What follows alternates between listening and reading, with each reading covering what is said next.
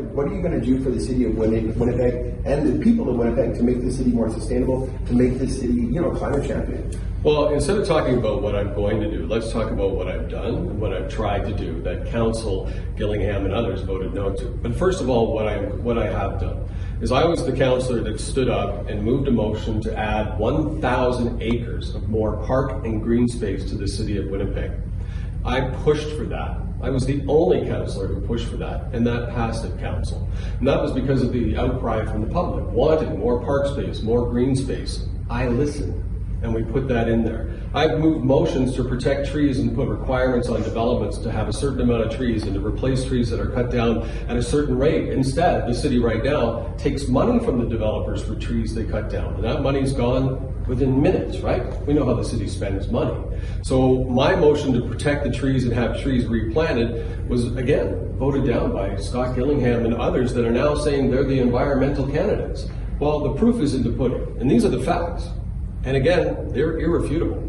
I am the one who has put the motions forward. I put the motion forward for city composting. They diluted it, they made it down, they did a pilot project. Every major city in Canada has composting except Winnipeg.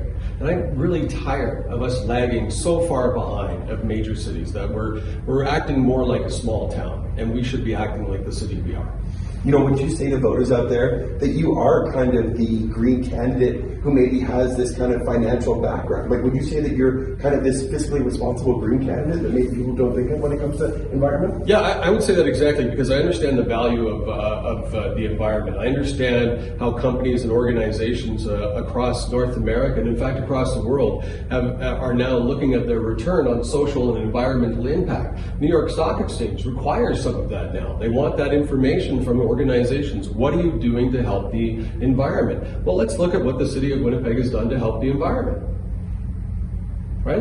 The 1,000 acres that I put forward, well, that's the city of Winnipeg has done that, and that's becoming a question of every candidate. Will you do it?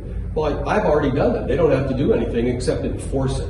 And that's where the problem becomes. And that's the type of leader I am. So I have the experience at directing staff, at directing senior managers to say, this is the policy that was put in by council. You have this much time, and these are the milestones you have to hit over the next couple of years to ensure. So we need about 50 acres a year turned into park or green space. So let's get to work on that.